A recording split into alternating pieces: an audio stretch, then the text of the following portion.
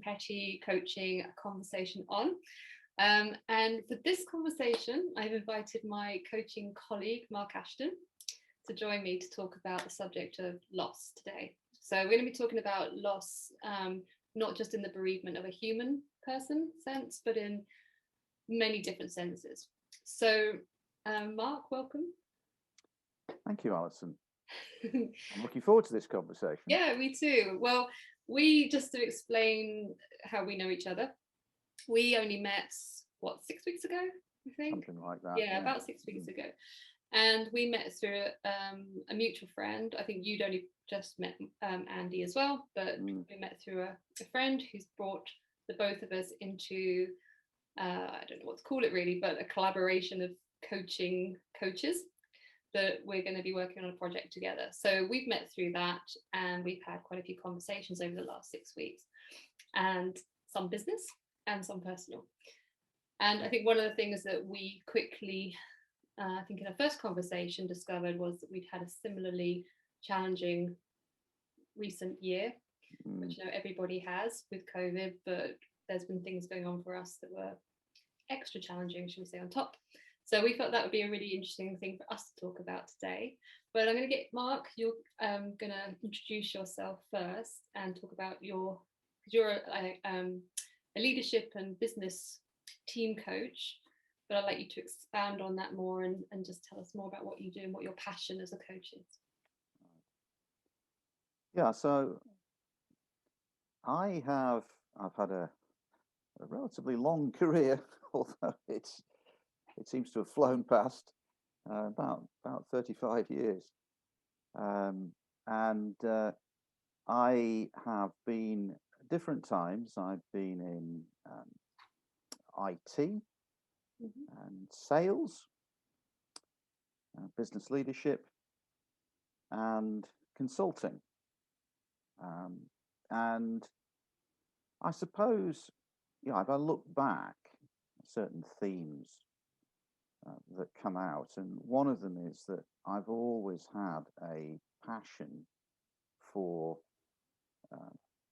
team goals, team spirit, fostering teams, recruiting great people, developing people, helping people to become the best that they can be. I derive a huge amount of satisfaction and reward from those sorts of things. I'm very competitive, but I much prefer. I'm a great follower of team sports, and I suppose I'm a natural extrovert. I draw quite a lot of my energy really from other people, from being engaged with other people, and I have a very strong sense of personal purpose. For me, career is not simply about making enough money to survive and then to enjoy a nice retirement. I believe I'm here for a reason, and I feel like actually that, strangely, I'm just getting going with business. I feel like the best is not yet to come, because it is finally beginning to happen after 15 years of self-employment. So so I've come to the conclusion that although I do other things, coaching, mentoring leaders and teams it's the foundation stone for everything. And it's so poorly done, or it's so completely absent in the business environment, that's where I believe I can make a big impact and a lasting impact. Great, that's brilliant. And I know, in the conversations we've had, I know for you, a real focus of your work is working with the people the management and helping them to get their head straight first, so that there's that trickle down effect, rather than, because obviously, you know, it all starts from there, doesn't it? And that's like that setting the tone thing that we talked about. So yeah, and the self coaching as well. Yes, and I suppose, you know, I said I've been in management consultancy, and I'd always strangely liked the idea of being in consultancy from when I was at school. A bit odd, but I always thought consultancy was about acquiring sufficient experience and know-how that you could be, you know, legitimately useful to leaders and management teams. And so I didn't move into consultancy until I was in my mid-30s, and I'd had, you know, some quite, shall we say, hardcore business experience, and something to give me some context. And then also, I think the other thing is that, you know, I've not relinquished that interest in consultancy and in improving businesses. But where my passion has shifted is to say, okay, well, let's start with business challenges and let's understand those properly, and what are the underlying issues, because very often what people present are the symptoms, and the underlying issues are something different, and maybe they either don't understand that or don't want to face up to those things. And inevitably, therefore, one goes very quickly into the dealing with what's going on inside people's heads. Yeah, absolutely. And you actually, therefore, oops, sorry, I'm losing my piece of paper here. You actually have to really deal with both. Is my view. It's not either or. Yes, no, we are one thing, and everything affects each other. So on the conversations, I could talk to you about that all day as well. But on the conversation or the topic of loss. So if you want to, I mean, the things that we talked about before, I'll let you talk about, see your experiences with that. But I think, yeah, to explore the different types of losses that we can experience in our life. And when we say loss, we usually think of, you know, it's a pet or a parent or a friend or something, but there are so many other types of losses. So I'll let you talk a bit about your experiences of that in your life. Okay, well, I was reflecting on this over the last couple of days, knowing that we were going to have this conversation. And one of the things that struck me, I was asking myself the question, well, yeah, what is loss? And again, I came to the conclusion that the right thing to do is to look at what is it under the surface, rather than what are the obvious external examples of it. So yeah, as you say, people think about bereavement, or they think about the loss of a job or whatever, but what's common to those situations? And I think that what's common, of course, is the effect that an adverse event has on you. And those events can be quite different, but yet have very similar emotional impact. And what is that impact? Well, I think it's an overwhelming feeling that something that you expected to happen hasn't happened, or something that you didn't expect, or didn't expect right now, didn't see coming, has happened. And the impact is, first of all, you feel sad, of course, and maybe even become depressed. You grieve to differing extents, differing degrees. And you just feel like the rug has been pulled from under your feet. and you start, basically you then start to question who you are and what life is all about, why you're here, and why has this happened to me and not to other people, which of course is a complete fallacy. Yes. We can start to dig into all of that. So it I suppose what I define a loss as is something which intensifies a feeling of loneliness and isolation. Right. Yeah. And those things are unnecessary and extremely damaging. Yeah. Psychologically, mental health, and so on. We end up in a place we don't need to be.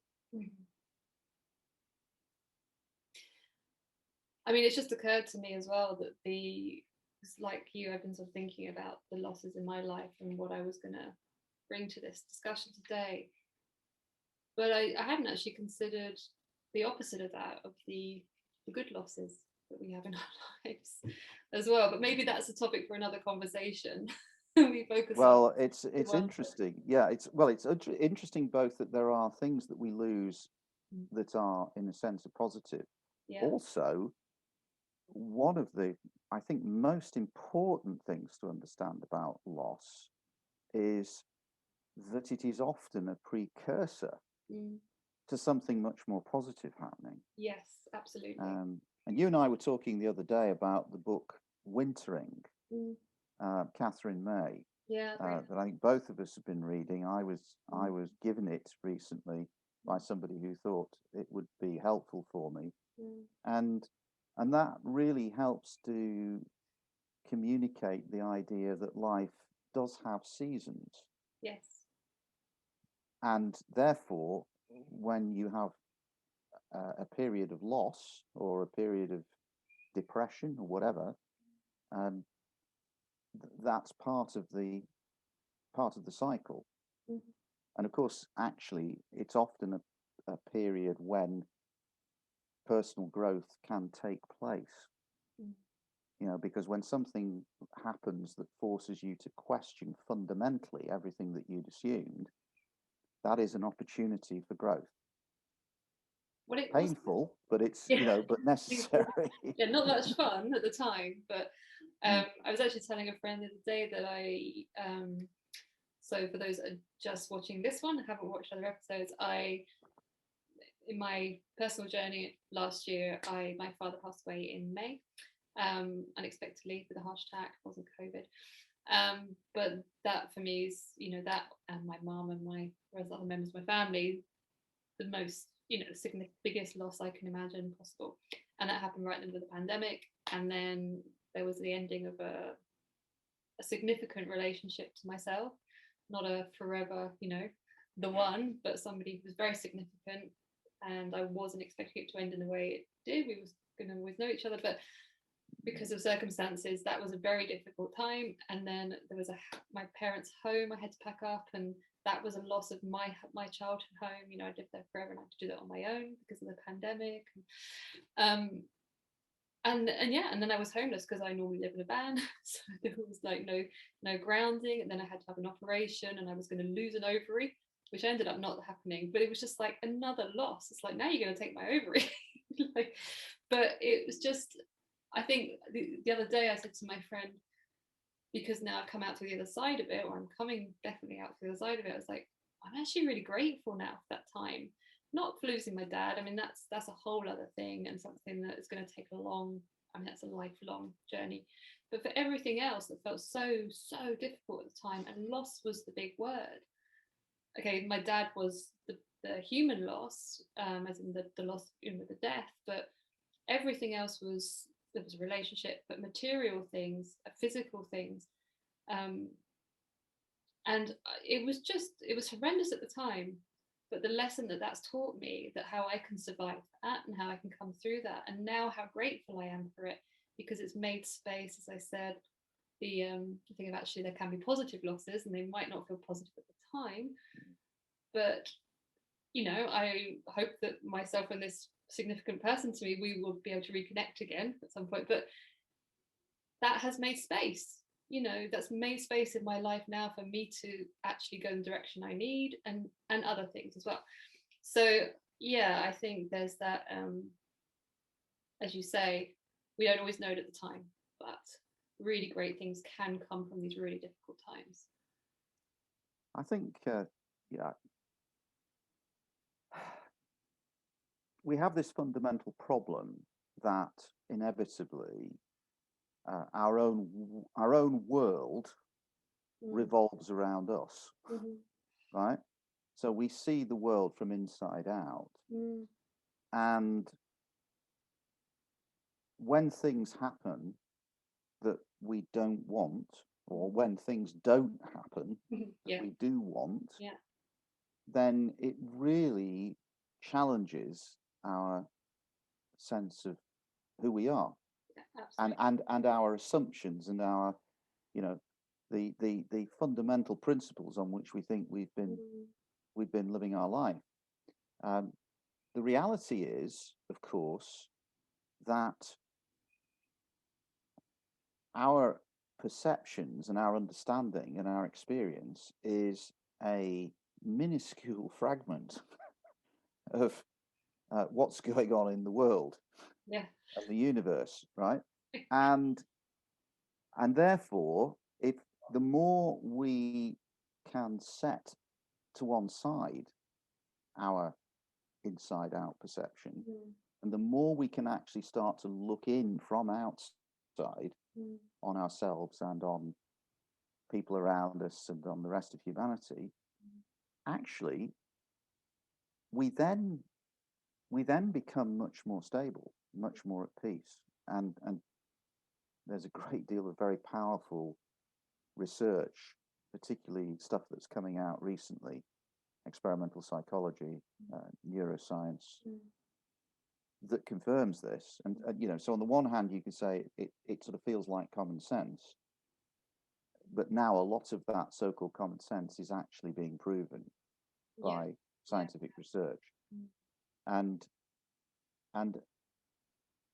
feeling humble, feeling in awe, are actually extremely positive emotions that release healthy chemicals in our brain. So it's, you know, I've almost come to think of this in you know, when you look at, you know, you look at philosophical traditions, you look at religion. I mean, let's take Christianity. The idea in Christianity that, you know, we are sinners if we are running away from God, right?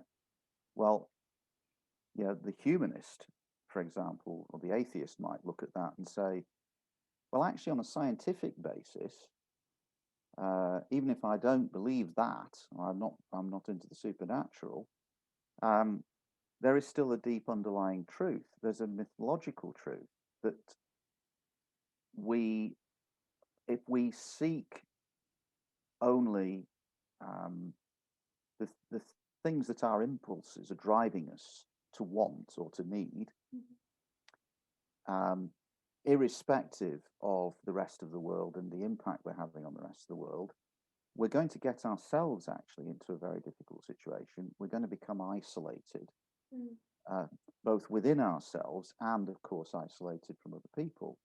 Whereas if we go in the opposite direction and we seek connection and we seek to play an active role in supporting other people, all of which is borne out again through the experimental psychology and the neuroscience. And again, that's in line with what, you know, with what moral and ethical traditions have taught, with what religions have taught. So it's the willingness at the end of the day to understand that, and to you could call it growth mindset again, you know, a phrase that's bandied around a lot at the moment, the work of Carol Dweck. You know, a growth mindset means consciously moving away from what our instincts try to do to us, which I would say is based on our the extent to which our brains have actually evolved, which is a lot less than we all like to think.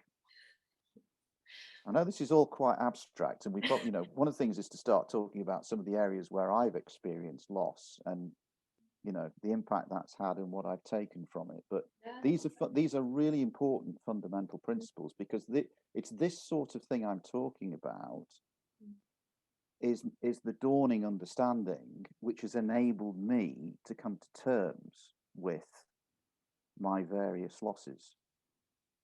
Absolutely. And I think I would add to that, in my experience as well, is resistance to loss is, you know, it's a very natural thing. Obviously, you know, we don't well, maybe taking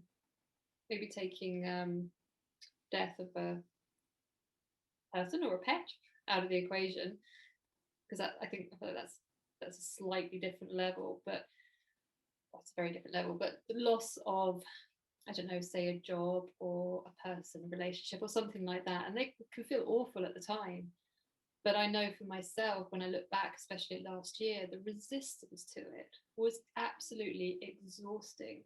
And I was already exhausted, you know, I had like crisis after crisis. And as a friend of mine said to me recently, you know, those, was it like the 3 or 4 biggest things that, you know, it's like divorce, death, losing your Moving house.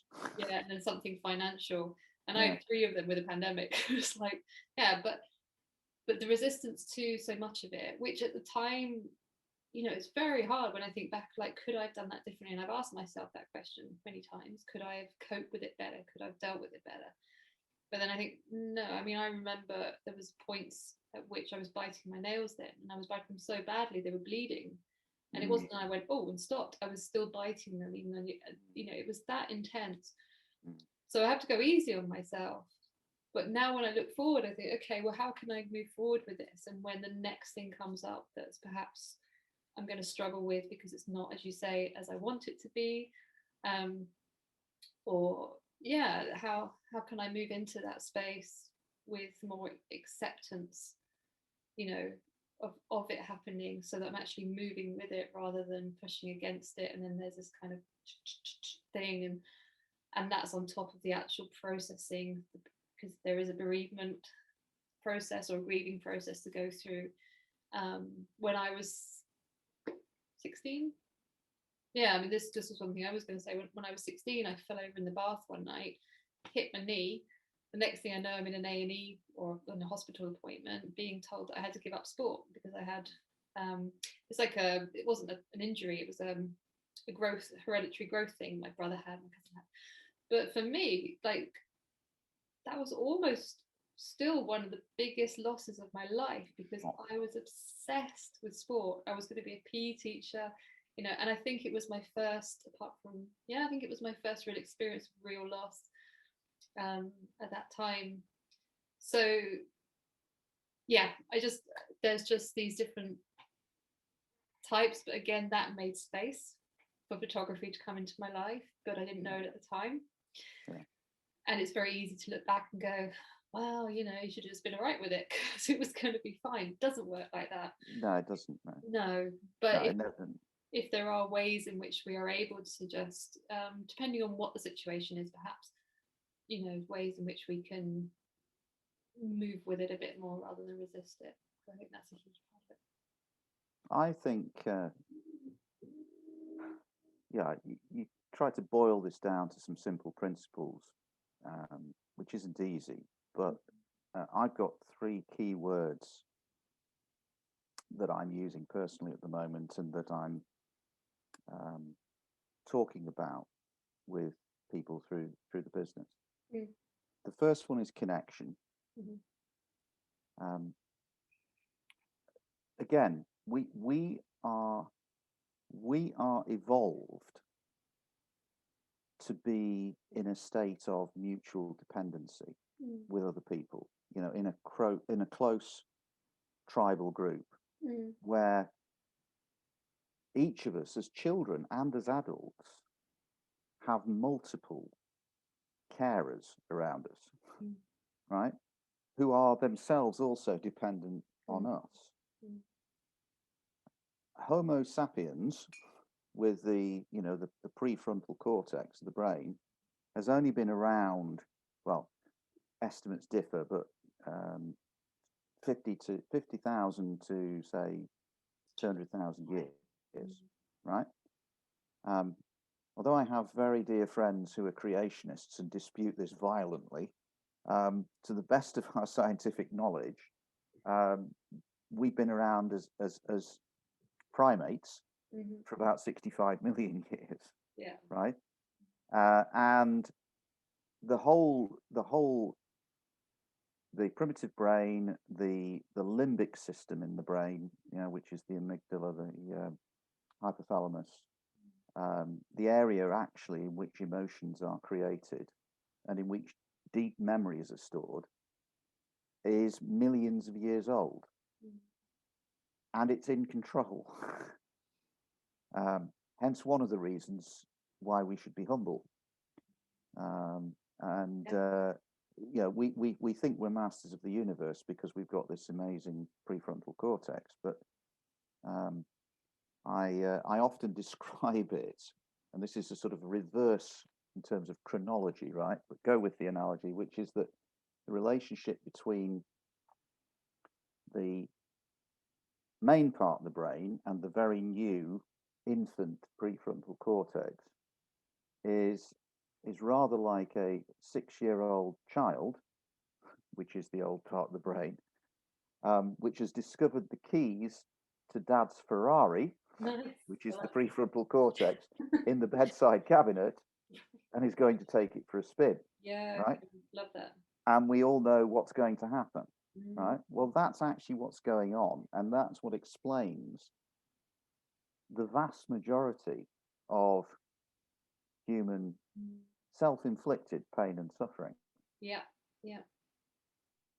I'm sat here talking about this as if I've got it all together and I've sussed it all out. And if anybody watching this who knows me will be, absolutely falling about the place laughing, Well, that's because this is a guy who has not had it together at all, right? But what I've realized is I'm not that different from other people. But this is the whole point for me. Well, one of the points of doing these conversations, and I feel the same. When I was recently starting to tell people, I've been coaching for 5 years in different ways, but I haven't been doing it to business, and that's my recent shift. And anyone that's seen me over this last year, I fell off the face of the earth for a while there, and it was absolute chaos. And then I felt very like, so guys, I'm gonna be a coach. Like, can we just pretend last year didn't happen? Because you saw me like in a real mess. But actually, they all know me from before that, and they know. But yeah, exactly. I love that this is conversations with people that are sorted, seemingly so, doing really well, but they've experienced these really difficult times, and it's going through that is now informing your current work and your relationships now. So yeah. Well, you see, the reality is that most of us are doing very well at something and are also doing very badly at a bunch of stuff too. Yeah, absolutely. Right? This is the human condition. Yeah. And the only thing that you can really say is, again, growth mindset. Are you on a journey in the right direction? And that's actually informed by, I think, the two, I was talking about keywords, the two other keywords. The first one for me that's very important is anti-fragility, right? People talk about resilience. Everybody's talking about resilience at the moment, and resilience is great. Resilience is the ability to bounce back to where you were before you were subjected to trauma or stress, right? Anti-fragility is the ability to get stronger as a result of the stress, right? this is entirely possible, and this is what should be happening. This is what growth is all about, right? So, how do you do that? Well, as a result of some of the very negative experiences I've been through over the years, and especially some of the negative experience I've been through very recently, I've gained a much clearer insight into that, not by figuring it all out for myself, but by going away and listening to and reading and studying the neuroscience and the experimental psychology that's out there, and the experiences of other people, which turned out to be remarkably similar to mine. So you're back at connection again, right? So anti-fragility is crucial. And the other thing that's crucial, the third word, is purpose. And you don't have to have some sort of clear, Damascus Road experience of this is where I'm going, right? It's often more of a general sense. Who am I? What are my values? What's important to me? Am I going to choose to live according to my values no matter what? Or am I going to live according to other people's values? Yeah, right? I love this. Yeah. Now, I have this phrase for business. And I mean, a lot of people, again, who know me well, people over the years have said, what on earth are you doing in business? You're the last person we'd expect to be in business. I love business, right? However, the phrase I have is the vast majority of business is bow wow, BAUWAU, right? Okay. Business as usual, warped and ugly, Okay. right? And it's very simple. Why? It's because of this infantile, what's the phrase? An infantile obsession and oversimplification that business is about making money and nothing else, right? The people you hear talking about that don't know what they're talking about. And what that leads on to, and it's is the application of abstract economic theory, is treating people as if they are widgets, cogs that are predictable. You apply the same forces to them, you get the same outputs. Yeah. This is just patent nonsense, right? And yet this is the basis on which our entire economy is constructed. And nobody questions it. Well, people do, but the vast majority don't, right? Well, the reality is it's enlightened self-interest to work on purpose beyond profit, because people are not widgets, and if you can inspire them and motivate them, yes, and if you can also, through inspiring them and motivating them, and through building connection, and through fostering anti-fragility within them, you are improving their ability to deal with loss and setback and things that have gone wrong. You're boosting their self-confidence and their self-esteem, and you're showing them that we're all in the same boat, right?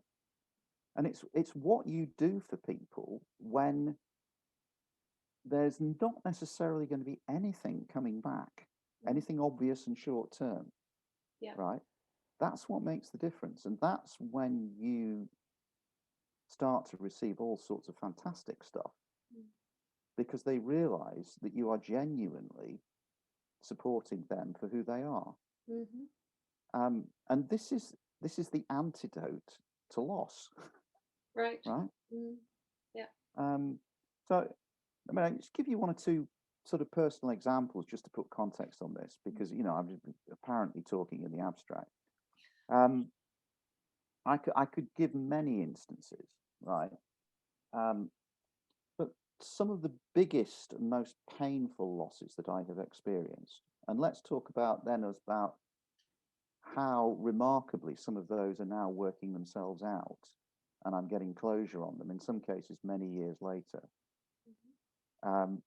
So what I would pick out particularly would be that between the ages of 28 and 33, I found myself over in America running a business on behalf of a UK parent company, right? I'd never run a business before. I'd never led a team before in business. Goodness knows how I ended up out there. But anyway, they obviously decided that, they'd take a chance on it. And on the face of it, for the first 4 years, it looked like an absolutely roaring success. We grew the business from $6 million to $20 million. Wow. And we grew the team from strangely, from about 6 people to over 20 people. And that was like my family.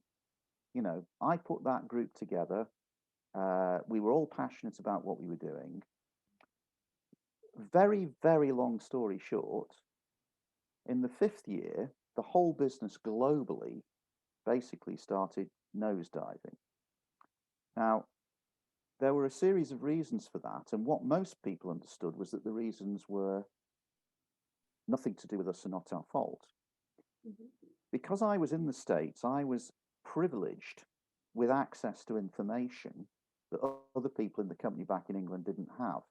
And I knew far more about the circumstances of the company and the behavior of my boss. And basically, he killed the company through his unethical behavior and his decision making. And he then made off to Switzerland as a tax exile, right? And 360 out of 400 people lost their jobs. And I look back now because I ended up burnt out. I had a breakdown because I was under such pressure in that 5th year, and I thought the company in the States was going to fail, and it was going to be my fault. Right. Completely, right? It was nothing to do with me, right? But that's how I felt. I felt it was my job to keep the company afloat single-handed, and it drove me into the ground.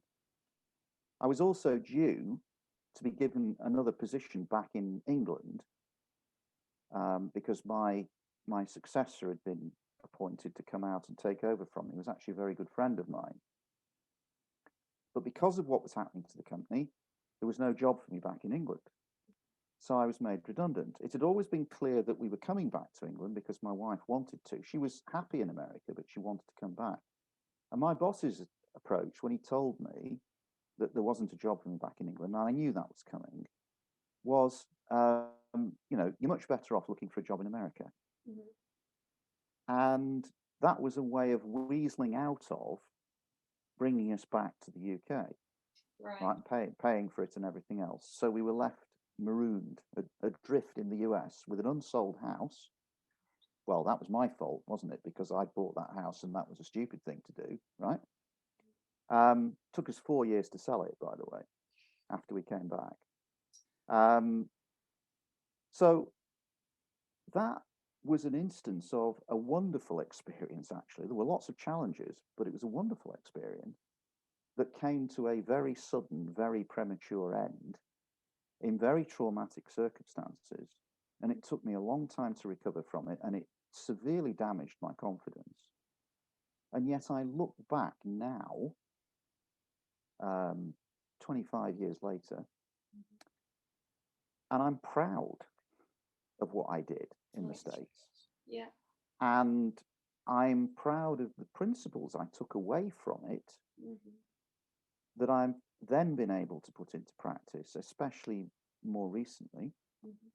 And one or two of the key relationships that I formed at the time have led. So first of all, I'm still in touch with those people and they're great friends. Secondly, they've led to other people who are also great friends, and they've led to fantastic business opportunity. But I've had to wait 20, 25 years, right? Yeah. And I could give you several other instances of the same kind of thing, right? So if you have a life purpose, which is fundamentally to do with living out who you are, right, and your own values, first of all, it will enable you to cope with loss much better. Secondly, it will inspire other people and draw other people to you. And thirdly, it will open up opportunities where you can, what's the phrase? You can heal the scar tissue. Right. And that is an unbelievable feeling. Yeah. Well, that's a great example. And I love, in some ways, I love that it was 25 years. I mean, because that just really shows you when, you can't see what's ahead, especially when you're going through a difficult time, and or if there's depression as well, or a breakdown of some kind. It's, you can't see through that black wall that's surrounding you. Can't see what's ahead. I mean, you can't anyway, obviously. That's life, that's how it works. But it's just remembering, holding on to, or trusting that things won't stay as they are, and they will evolve and change. And I mean, that's a great example of how you can look back now. And as I said earlier, I'm looking back at just a year ago and thinking, actually, I'm really glad that happened. And for you, how much of that experience has informed who you are today as a coach. And well, I'll tell you, right, I've lost my job, I think 5 times. Okay. I only one of those was a pure redundancy, right? The rest was where, for different reasons, and I mean, I include the America situation in this. My boss basically decided it was convenient to dispense with me because we had different ways of doing things. Our values were completely different, and the crisis the company was in was a convenient way of disposing of me. Right. And I had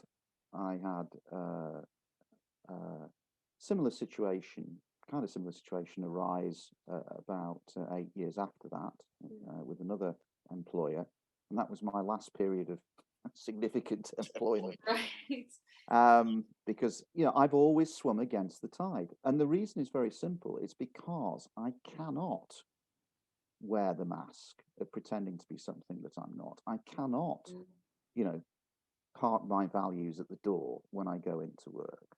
It's just not me. And so I have suffered hugely as a result of that.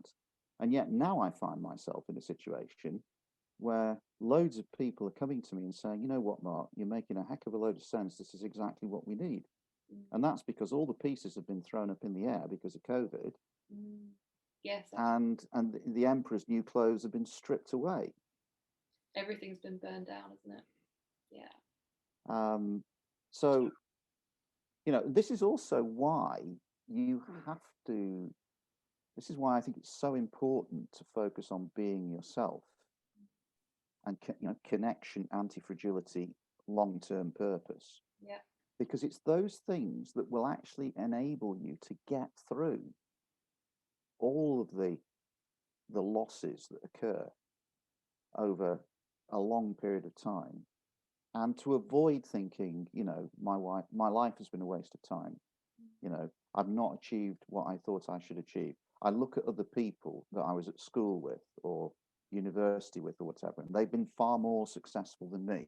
Well, no, they haven't. That's the tendency to think the grass is greener on the other side of the fence when diddly squat. All of us are human beings. We all go through acute loss of one sort or another on a regular basis. Oh, it's part of life, isn't it? There's no avoiding it. And I wouldn't say sadly, because I think, and again, it's that thing, isn't it, of you wouldn't know what happiness felt like if you didn't know what sadness felt like. And similarly, you wouldn't know what it was to get the job of your dreams if you didn't know what it was like to lose the job of your dreams. So there's that life balance, isn't there, with that as well. And okay, that's really, I mean, I know you've got other examples as well, which where we're on a timing thing here. So there's a book coming at some point whenever I can find the time. Well, I feel like people have been saying to me for 2 or 3 years, you've got to write a book. And I know, but there's so much else going on. There's lots of humor about these things as well that have happened. It's absolutely. Well, I feel find like humor in adversity. We can have another conversation another time, I'm sure, anyway, because there's just endless, these sort of themes are endless. Well, should we have do our little takeaway chat and then come back with a little summary of some things that we think might be able to help people that are watching? let's do that, and we will be right back. Okay, we're back. So we've just had a little chat about our discussion that we've just been having. We've come up with three little summary points that we think might help. We hope will help. So the first one is about how where there are losses, there will be gains to follow, and how remembering when you can in those really dark times that it's not going to stay like that forever, which is a very difficult thing to do. And Mark and I, we're sitting here now in pretty okay places in our lives, but we've both been through, I know we didn't talk about this, but you've also been through an equally extra difficult year with the pandemic on top as well. So we do know that it's very hard to do this, but if you're able in those times to hold on to the fact that it's not going to stay like that and life does change. And actually one thing that I try to do when I'm in those places is to look back at my past. And my mum will often help me do this, if you can get through that time. She's reminded that me a few times in my life. But yeah, when I look back at very, times in my life where I felt like the world had been, the rug had been pulled out from my feet, the world was ending. And it really did feel like that at the time. But when I look back now, it's like, well, that changed. It might have taken time. It might have been a very short amount of time, but it changed. And then life moved on. And then there was another crisis, because we're humans.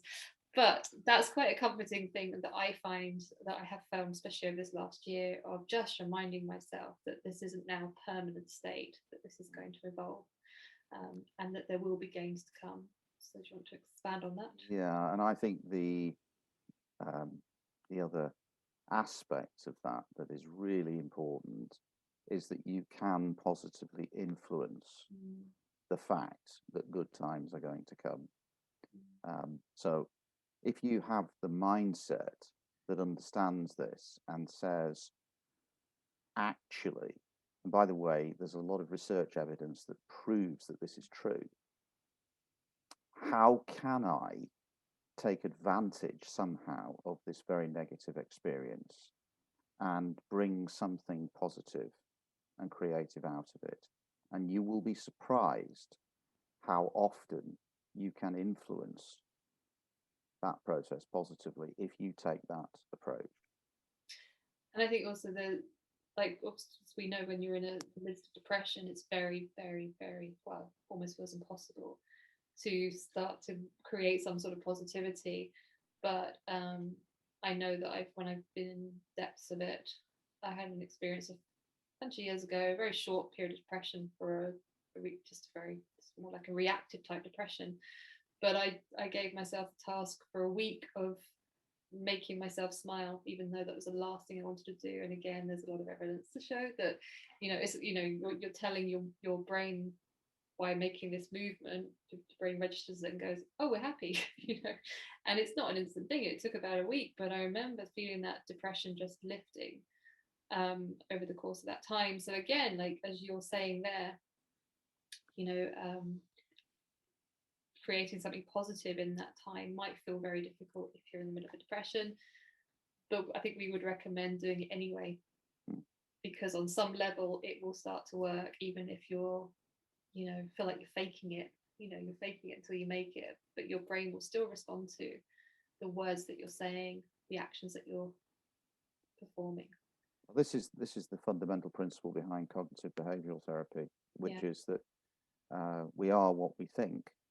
Yeah. We are what we do, right? Exactly. So therefore, if we think and do things that are healthy for us and we keep on doing it, however difficult it is, it will gradually start to change us. And I think specific example of this, because I've always been very skeptical about cognitive behavioural therapy, and I've been through it in the past and I felt it didn't work and so on. I went through a very severe period of depression between about August last year and early January this year. And unlike previous times when I've been through depression, there was no external event that occurred or could occur to snap me out of it. And so I had to deal with it myself, and I had to confront my demons. And that led to me really digging into the research. And it was through that process that I discovered some wonderful ways of coping. And we'll come on and Yes. very shortly to We'll what some come of to those that. things are. So Yeah. Okay. you can address this, and you can influence things. You can't control what happens to you, but you can influence whether there are positive or negative outcomes. Absolutely.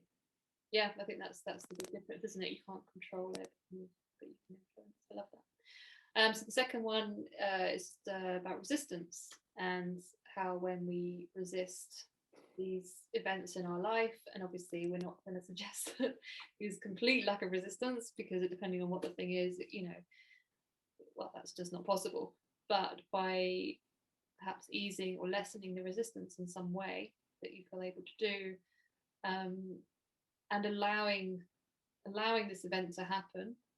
But again, as Mark says, like, you just do still have that influence, but there's a certain amount of allowing it, but that doesn't mean you're giving into it. And by allowing it and easing that resistance, you're creating space, and you're giving yourself back energy, so that you can then actually work with this thing. So you're not giving into it by not resisting it, but you're giving yourself back the energy so that you can then work with it and influence it. So yeah. We talked about the book Wintering. Yes. Catherine May, and I know you would as well, advocate reading that. Beautiful book. It's very poetic. Yeah. But really crucial thing there that comes out of it is this business about recognizing that things are cyclical. So if you're going through winter, there is spring on the other side. Exactly. Yeah. And therefore understand that and don't try to fight it. Yeah. The other thing that you and I talked about, when we were in our little break, was what I call the Stockdale Paradox. Well, I don't call it the Stockdale Paradox. It is called the Stockdale Paradox, and I've lived my life by this for the last 10 years. And it comes out of anybody who's heard of Jim Collins' research into organizational excellence in the States. And it's the story of a Vietnam War veteran, Admiral Jim Stockdale. And the basic principle is he was incarcerated for 8 years and in solitary confinement for a long period of that time in Vietnam, and was repeatedly tortured and didn't think he would survive. And many of the other people incarcerated with him didn't survive. Right. And his approach that helped him survive, and you might also think about somebody like Nelson Mandela being incarcerated for 28 years. Yeah. Jim Stockdale's approach was a paradox, hence the name. You must maintain an unwavering faith that you can and you will prevail in the end, no matter what it takes, because you can never afford to lose that, whilst, and this is the kicker, confronting the most brutal realities of your present situation, whatever they are and however unpleasant they are. And what you have to avoid doing, and this is why you need the faith and the hope, is plunging into depression. Right? So this is a very difficult balance to strike on paper, right? But this is the secret. And having a growth mindset, and connecting with other people, and having a strong life purpose and being true to yourself are all tools that help you do that. Lovely. Yes, no, that's great. That's a powerful story, isn't it? Incredibly powerful. Okay, so let's just finish on. We were just going to talk about a couple of techniques that can be used when we go through these times. So I'll let you go first. Yes, so I think one of the most important things that I discovered through looking at the experimental psychology, and people who haven't come across it, I would very strongly recommend a book called Chatter by Ethan Kross, spelled with a K, K-R-O-O-S, which came out in January. It's cutting-edge experimental psychological research. So one of the key things is distancing yourself psychologically from the negative and toxic emotions by imagining that you're looking in from outside at yourself and imagining you are coaching yourself in the same way that you would coach a friend or a loved one who is going through this same kind of turmoil and trauma that you're feeling. this sounds inane, right? It works. Believe me, it works, right? So absolutely vital. Connecting with nature, putting yourself in situations where you feel awe, connected with other people, of course, because what you discover is, and this has been it's one of the, again, paradoxical positives that's come out of COVID, is, you know, all the business conversations I'm having now, basically everybody's talking honestly, practically everybody, right? Except for the die-hard narcissists and sociopaths, right? And all of a sudden, Emperor's New Clothes have been stripped away, and therefore you're going, okay, all right, fine. Well, I'm no different from anybody else then. They've got bigger challenges than me. Yeah. So context through connection. And I think the separation as well. I was just thinking of a technique that I use, which I will just very quickly explain. It's a very, very simple one, but it can really help with separating yourself. And we would, again, in our little break, we're talking about how when you separate yourself from whatever the event is, you're not disconnecting, but you're just grounding yourself. You're finding your sense of space, your place. You're putting those people or that event in its place, and then you can connect. So again, it's like the resistance. By not resisting, you've actually got the energy and space to influence. So something that I just made up once when I was struggling with something, a very similar kind of thing. It was it was a person, but it was a loss of, and there was a complete lack of separation between myself and this scenario. And it was very simple. It was a self-coaching thing. And I just started talking to them. I just started saying, okay, but you're over there doing your thing and whatever it was. And I'm very into like speaking out loud and being very narrative. Is that the right word? So I'd be like, that's you're over there and you're doing your thing. And I would see them, I would imagine them, I'd be pointing at them. I'm like, okay, well, that's okay, because I'm here. And I'd be like, okay, I'm here and I'm all right and I'm doing my thing and I'm feeling really good. So using language, which, you know, we're obviously big fans of, especially using active language. I'm like, no, I'm okay. I'm feeling really grounded and rooted. And I'd look around myself, and I would particularly look at the space around me and just really see that distance between myself and them over there. And I, you know, depending on how severe the thing is, I'll keep going back to it and saying, yeah, but you're still there. I'm here. This is good. And you crack on. You carry on doing whatever it is, blah, blah, blah, blah, blah. I'm going to just go and like, just be awesome. I'm going to go do this, blah, blah, blah, blah. So just having that conversation, I find really powerful, because in my brain, it just makes that disconnect. You know, this is so Ethan Cross discovered quite by accident when he was in a really stressed out situation and paranoid, and he accidentally started talking to himself in the third person. Yeah, he referred to himself as Ethan. Yeah, right? I mean, that's so powerful, and isn't it? You, right, not I. Yeah. And that fixed that particular situation, which was very traumatic. And then he started to dig into that and research it and so on, and discovered that this works. Yeah. So that's what we mean by separation, isn't it? That's what we mean by distancing. Yeah. And crucially, as you said, it is not about burying your head in the sand. You know, go back to Jim Stockdale. You must confront the most brutal realities, right? Yeah. But it's confronting them without them washing over you in some toxic wave, absolutely, tsunami, right? That just renders you incapable of doing anything. Yeah. Which is completely unnecessary. I sort of see it as being able to walk into loss or crisis or whatever it is, but walking into it with a very strong sense of yourself, which will waver as you go through it, but just having that sense of who you are. Yes. And that you are not the situation. You are you. You are your own person. You are you. And there's all this stuff that's going on around us, and it's just navigating our way through, just going with it, moving with it, and allowing where it's necessary, but also influencing, you know, where we can as well. But just maintaining that sense of ourself as well. Which, you know. And the connection, which we've talked about, the importance of connection, one of the key things there is being connected with and open to people who will say positive things about you. Yes, absolutely. Right? And accepting it. Yeah. Right? Yeah. I think we could keep talking forever, but I know you've got things to... I think that's a good place to end, right? It is. Well, this is supposed to be a summary. You're a lot better than you think you are. All of us. Whole lot of the conversation.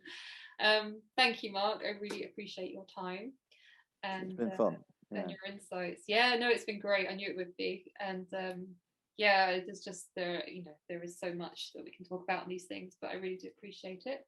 And I was just going to say, if anybody, I'm going to put your website, and mine will be there as well.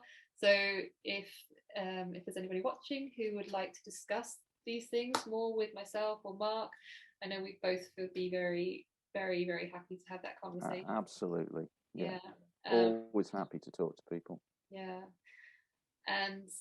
And also, if there's anything that you would like to see one of these conversations on, please let me know. You can drop a message in the YouTube chat below, or send me a message through my website. So just go on the contact or book me page. There's a messaging form there, and I'd love to hear from you. I've got lots of ideas for things that are coming up and conversations that are in place. So do subscribe as well, and do share with anybody that you know perhaps is going through something like this that could really, I don't know, use some insight from people that have most definitely been there. And we'll go through it again. I mean, we will for sure go through the times of loss and crisis again. But yes, please do share and help us spread the word as well. And thank you, Mark. I really do appreciate it. Thank you. Thanks for inviting me. Yeah, no, well, hopefully we'll do another one at some point down the line. And yeah, but thank you. I'll let you go now because you need to go. Cheers. All right. Thank you. I'll see you soon. Bye.